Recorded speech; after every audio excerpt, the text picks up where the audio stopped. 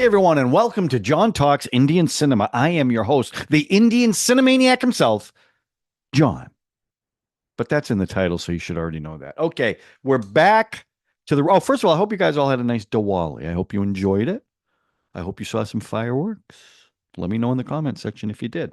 Okay, so the film I am going to review today was recommended by Aditya Kumar XE8WW. Aditya Kumar. That's a mouthful. And the film is Ek Hasina Thi or Ek Hasina Thi. I give you two pronunciations. One of them got to be right. It was directed by Sriram Raghavan, and this is his directorial debut. Star Saif Ali Khan, who you guys know I am a big fan of. Kal Ho Naa Ho, Dil Chada Hai, Devara Part One, Sacred Games, a bunch of stuff. Urmila Matondkar, who I don't think I've seen in anything, and Seema Biswas, who was in The Family Man. Okay. The story. The story is about a sweet, innocent girl. Her name is Sarika, who works for a travel agency and has a neighbor who's kind of a bit of a stalker, I would say. She meets the dashing Karan, a mysterious man with a mysterious past who woos her, who sweeps her off her feet, and then asks her to do a favor for him. A friend's going to come by, spend a few hours before he's going to go to the airport. He comes over, leaves his luggage, gets a call, has to leave, but's going to be back, so leaves the luggage there. Sakira then gets arrested. Oh, by the way, she saw on TV that the guy she let stay there got killed. He's a gangster. Da-na-na-na. And then she goes to prison. And then this film becomes, for a big chunk, a woman's prison film. My wife would love this. She loves those kind of movies. And then the last third, after she gets out of prison, it's a revenge thriller. So it's really three movies in one. It really is three movies in one. Not an original story. You've seen this in other movies. Again, that's something I've been seeing a lot in some of these movies. Now that is not a criticism. My grading is not a criticism. It's just not super original. So when that happens, I give the story a 2. And I think it deserves a 2. Now, they do some really interesting things in this. A lot of Dutch angles. The camera gets tilted. There's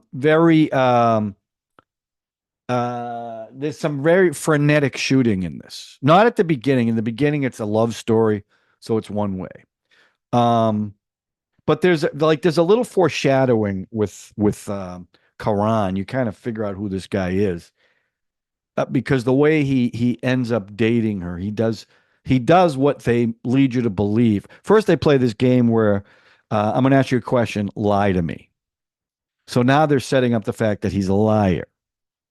But there are points where someone steals her purse and he chases the guy, and they imply but don't let you know, was that just a put on, a con. Then a bunch of guys attack her after she walks home from work. He just happens to be there, breaks one guy's arm, knocks him away, and then says, I hired them. And she's laughing. He goes, oh, you believe me? So they kind of set that up a little bit, right? That he's not, and he's always getting phone calls and walking away. So then they go through the scene where she gets framed and she gets busted. And then it's a pretty harrowing film because she's got a dirty lawyer who tells her to do these things. And as a result, she ends up going to jail, a female prison, which I don't think I've ever seen in an Indian film before. But it's pretty harsh, right? She's also terrified of rats, which if you haven't seen this film, that's a little bit of foreshadowing. because to show her progression from this innocent waif to this hardened ex-con, rats play a big part in that. Because at first she's terrified, and then when she gets to prison, gets toughened up, she kills the rat, and then in the revenge, rats, rats. Um, and what she goes through is pretty harrowing. And I thought she was good. By the way, she's like Ashaiwira Bakchan. Her eyes are like these pale green, but bigger than Ashawira. Kind of like doe-eyed, beautiful, and beautiful girl. Um, who again, I don't think I've seen her in anything, but she changes, and there's a funny scene where okay, so she goes to prison, she ends up being befriended by some pretty hardcore that end up helping her, other prisoners, and now she becomes like this hardened, you know, person because of this, and all she wants is revenge. But there's a scene where she escapes and she hugs Karan, and she's like looking all like innocent and doughy, and then they hug, and then the camera's behind him, so you see the back of his head, but you see her face, and she does this like this evil kind of look, so you know she's pretty bad. And that's when the last third of this movie, it becomes a chase. What she does is she turns the table. He framed her. Now she's going to frame him, and there's other gangsters involved, and she kills some people and blames it on him. And then there's all these gunfights. The cops are looking for them, so there's that whole cross thing going along. And then ultimately she gets her ultimate revenge. And the revenge in the film is she gets him, knocks him out, brings him to a cave, chains them all up with a flashlight. And she goes, "It took me forever to find this place." And then she leaves him. Well, the end of the film is he's sitting there, the light goes out, and all these rats start coming out of the holes in the wall, and he's screaming. Um, Now I'm going to say something that I said on the last review I did for Girl. I think this movie could have been longer. And the reason why I say that, um, once you got past the initial love story, which was, it's a slow build, and they've got to kind of set up who this guy is or isn't, right? It cruises. It goes really quickly once she goes to prison. Um, but I think it could have been longer because the arc that she goes through, for me, way too fast. Like there had to be more that happened to her to get her to how she ended up smart, manipulative. I mean, she killed people, right? And you really didn't see that. She the way they show her real change is she cuts her hair and she kills the rat. And that's it. That's how now she's like, okay. And then when she escapes, all that stuff. So that's why the story's a two. The performances, first of all, I don't think I've ever seen. No, Devara, I saw him. He was a bad guy. But I think this was the first time he played a negative character. And I thought he was good because, man, you wanted her to kill him because he was such a weasel. And what he put her through without any remorse, really. You were like this, and when she was getting him in trouble, framing him and all this stuff. It was great. You loved it because you wanted him to get his comeuppance from her. Um, so I thought he was great, and I really liked her. There were some other side roles, but those two are the ones that kind of carry the film. And as I said, and it wasn't her fault, but I think they could have done a little more with how she became what she started at and what she ended up. Way too fast, I thought. And again, the other thing that they never explained really, the things at the beginning that happened to kind of win her over, were those staged by him, or did they really happen? They never really said if that was his doing or not. So that was kind of left out there. But again, a lot of the side characters, like there's one, her name was, and I liked her. Her name, I got to put my glasses on for this. Pramila. she was like someone who was looking after Sarika and also had contacts on the outside because she was in the underworld and she helped him. And they had this weasel lawyer, the one that really steered her in the wrong direction that she eventually threw out a window. And then there was the female cop, ACP Multi, who at the end, Sarika turns herself in. In fact, how it really ends is she turns herself in, she goes to prison, and then they show her walking out of the prison. And as she's walking, it fades to white, not black, fades to white, like her story is over. So I'm going to give. I really did enjoy them especially. So I'm going to give the performances a 4. I thought they were both really good in this, especially when she took that turn and became like this.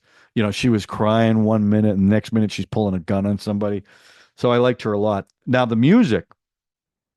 The good news is there was no like ridiculous production numbers for no apparent reason.